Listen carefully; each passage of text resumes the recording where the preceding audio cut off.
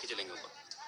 अभी आप लोग पानी के नीचे चढ़े जो उसका पहिए है सबको बांध दिया है आप लोगों ने? हाँ, डिप ड्राइवर जाके वो पहिए में वो बांध रहा है सीधे, अब उससे खींचेंगे वो बाहर। হয় তথ্য দেখা গৈছে যে যিসমূহ মৃতদেহ আমি উল্লেখ কৰিছিলোঁ যে গাড়ীৰ গ্লাছ ভাঙি মৃতদেহসমূহ ওপৰলৈ অনা হ'ব, কিন্তু সেয়া নহয়। প্ৰকৃততে গাড়ীখনে তেওঁলোকে উঠাব বুলি আমাক জানিবলৈ দিছে। আৰু গাড়ীখনৰ চকাত ইতিমধ্যে যি ৰছী আমি দেখুৱাই আছোঁ, যিসমূহ ৰছী তললৈ নিয়া হৈছে, গাড়ীৰ আটাইকেইটা চকাতে সেই ৰছীসমূহ বন্ধা হৈছে। আৰু ইয়াত যিসকল জোৱান আছে, যিসকল NDRF SDRF আৰম্ভ কৰি পেৰা কামাণ্ডো তথা নৌসেনা বাহিনীৰ যিসকল জোৱান আছে, ঠিক সেইদৰে চিভিল ডিফেন্সৰ জোৱান আছে, ইয়াত মানুহৰ অভাৱ নাই। বহু সংখ্যক লোক আছে ইয়াত এই অপাৰেশ্যনত এই অভিযানত নিয়োজিত হৈ থকা। আৰু তেওঁলোকে একেলগে সন্মিলিতভাৱে এই গাড়ীখনে উঠাই অনাৰ কথা কৈছে, আমাক জানিবলৈ দিছে। গাড়ীখনে সকলোৱে সন্মিলিত উঠাই আনিব বুলি আমাক জানিবলৈ দিছে। আৰু কিছু সময় পূৰ্বে বৰ্তমান প্ৰচেষ্টা সকলোৱে অব্যাহত ৰাখিছে যে গাড়ীখন সকলোৱে ওপৰলৈ যাতে উঠাই আনিব পাৰে, সকলোৱে তাৰ প্ৰচেষ্টাত সকলো ব্ৰতী হৈছে। আমি দেখুৱাইছোঁ পোনপটীয়াভাৱে, সকলো ব্যস্ত হৈ পৰিছে। আমি দেখুৱাই আছোঁ। আৰু যি আৰু যুটীয়াভাৱে কৰিছে সকলোৱে এই অসাধ্য। আৰু কিয়নো ইয়াত সকলো ব্যস্ত হৈ আছিলে, ইয়াত যিসকল লোক ইয়াতে অভিযান কালত জড়িত হৈ আছে তেওঁলোকে বৰ্তমান ব্যস্ত। হয় তথ্য দেখা গৈছে যে যিসমূহ মৃতদেহ আমি উল্লেখ কৰিছিলোঁ যে গাড়ীৰ গ্লাছ ভাঙি মৃতদেহসমূহ ওপৰলৈ অনা হ'ব, কিন্তু সেয়া নহয়। প্ৰকৃততে গাড়ীখনে তেওঁলোকে উঠাব বুলি আমাক জানিবলৈ দিছে।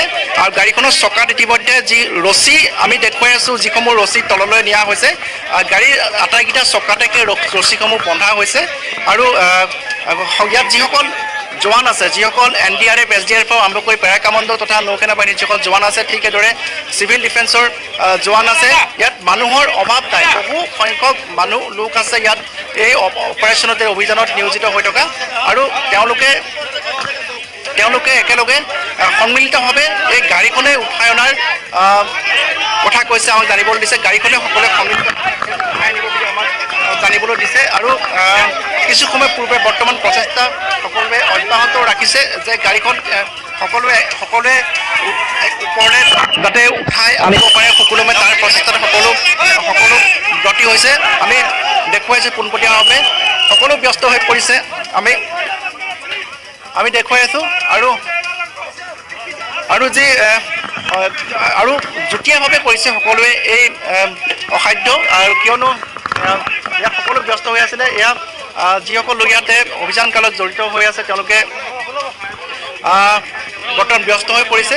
কেইবাজনো দুবাৰো পানী তললৈ গৈছে আৰু তেওঁলোকে গাড়ীখনৰ চকাত ইতিমধ্যে ৰছী বান্ধিবলৈ সক্ষম হৈছে বুলি আমি জানিব পাৰিছোঁ। আমি পোনপটীয়াকৈ দেখুৱাই আছোঁ নিউজেটিন অসমৰ দৰ্শকসকলক যে অৱশেষত যাৰ সকলোৱে দৃষ্টি নিবদ্ধ হৈ আছিলে এই স্থানত, আৰু বৰ্তমান সকলোৱে প্ৰচেষ্টা অব্যাহত ৰাখিছে গাড়ীখন ওপৰলৈ নিয়াৰ বাবে। যি পানী অনা হৈছিলে, এয়া দেখিছে অনেক কষ্টৰে সকলো ব্যস্ত হৈ পৰিছে আৰু এনেদৰে গাড়ীখন ওপৰলৈ আনিবৰ বাবে। আৰু হয়তো কেইটামান মুহূৰ্ত চাইডে এইখন গাড়ীখন বৰ্তমান ওপৰলৈ অহা আমি প্ৰত্যক্ষ কৰিছোঁ, যিখন ছুইফ্ট ডিজায়াৰ গাড়ী বিগত 5 দিন ধৰি সকলো ব্যস্ত হৈ পৰিছিলে। এটা দুৰ্ভগীয়া পৰিয়াল বৰ্তমান গাড়ীৰ ভিতৰতে আছে। আৰু সেই গাড়ীখন যিখন গাড়ীৰ সন্ধানত অব্যাহত ৰাখিছিলে, হয়তো অসমৰ ভিতৰতে আটাইতকৈ সৰ্ববৃহৎ অভিযান পৰিগণিত হৈছে। আৰু সেই গাড়ীখন বৰ্তমান ওপৰলৈ উঠাবলৈ সক্ষম হৈছে ইয়াত নিয়োজিত যিসকল NDRF SDRF পৰা আৰম্ভ কৰি যিসকল দুবাৰো ভাৰতীয় সেনাবাহিনীৰ 21 পেৰাৰেজিমেণ্টৰ যিসকল দুবাৰো সকলো সন্মিলিত প্ৰচেষ্টাত গাড়ীখন উদ্ধাৰ কৰিবলৈ সক্ষম হৈছে। আৰু আমি দেখিবলৈ পাইছোঁ দুৰ্গন্ধই ভৰি পৰিছে সমগ্ৰ অঞ্চলটো। গাড়ীখন ওপৰলৈ উঠাবলৈ ইতিমধ্যে গাড়ীৰ ভিতৰতে যিসমূহ পৰিয়ালটো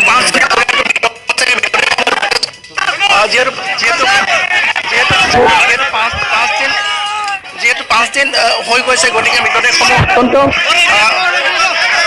মৃতদেহসমূহ অত্যন্ত দুৰ্গন্ধময় হৈ পৰিছে বুলি আমাক জানিবলৈ দিছে। দুবাৰো সকলোৱে আমাক জানিবলৈ দিছে।